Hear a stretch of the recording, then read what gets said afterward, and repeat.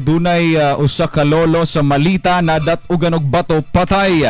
Atong sayron ang kinatibukang detalye ni ini makasama pinagi sa report ni Radyoman Biena Banos. TXDC Radyoman Report.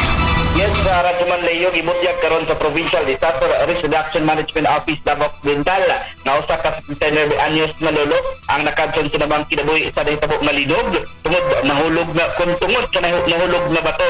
Nasa iran nga matod pumayag sa Provincial Disaster Risk Reduction Management Office na ang biktima gilang si alias Long, residente sa Little Baguio, Balita, Davao Occidental. Uman nga nahulugan sa bato sa dahang nahitabo ang linog. Nasa iran nga biktima lakip sa 11 ka mga namatay sa linog sa Davao Occidental. Din una nang butyag nga usa gikan sa lungsod sa Malita, pito sa Osebab Santos ug tulo matod pagikan sa Balot Island, Sarangani. Samtang nga mokabat sa 13 ka mga residente ang natala nga missing gikan sa Davao Occidental, upat gikan sa Balot Island, Sarangani ug siyam gikan sa Osebab Santos. Kasama mo sa Bantag Serbisyo Público, Radyoman Biena Banos Araban. Tatak RM Linog sa Mindanao.